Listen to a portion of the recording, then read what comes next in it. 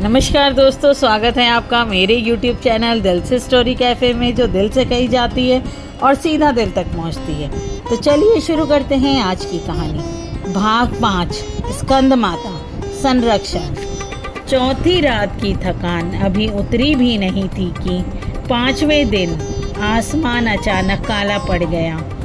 गांव के पेड़ हवा से झूमने लगे, बिजली कड़कने की आवाज़ डराने लगी। लोग अपने अपने घरों के दरवाजे खिड़कियां बंद कर रहे थे।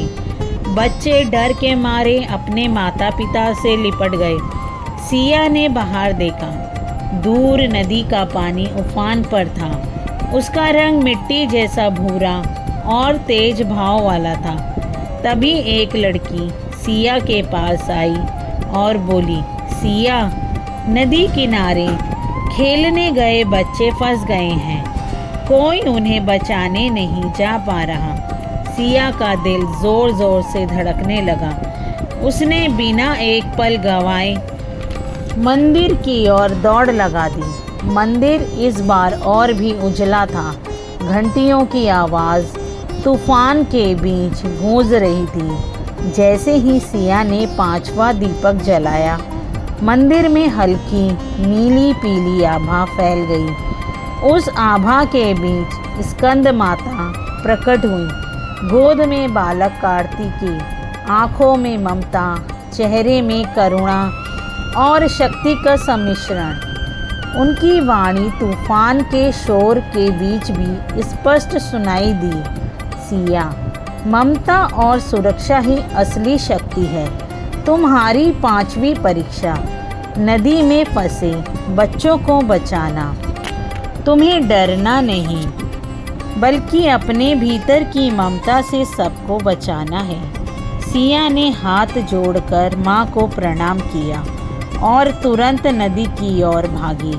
गांव वाले उसे रोकने लगी। सिया, पानी बहुत तेज है, तूफान में कोई नहीं टिक पाएगा।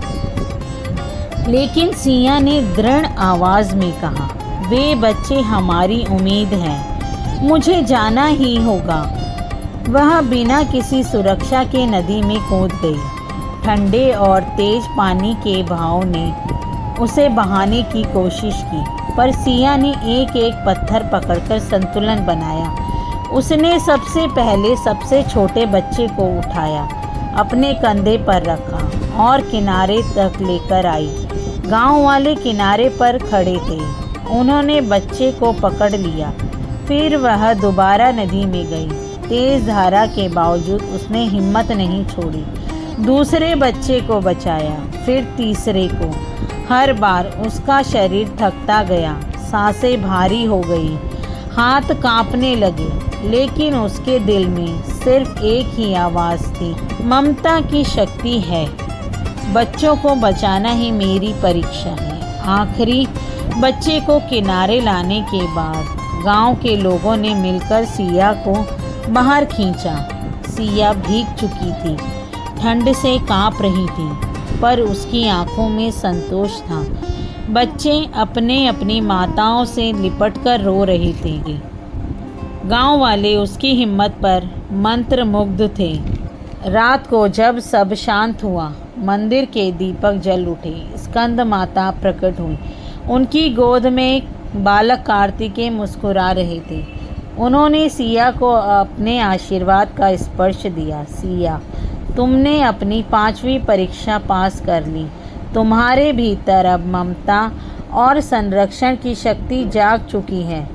अब तुम केवल साहसी नहीं, बल्कि करुणामयी रक्षक भी हो। सिया को महसूस हुआ जैसे उसका दिल पहले से और बड़ा और करुणामय हो गया हो। उसके भीतर एक ऐसी शक्ति उत्पन्न हो गई थी जो डर की बजाय दूसरों की रक्षा करने में विश्वास रखती थी। फिर मिलते हैं इसके अगले भाग में। तब तक के लिए बाय बाय।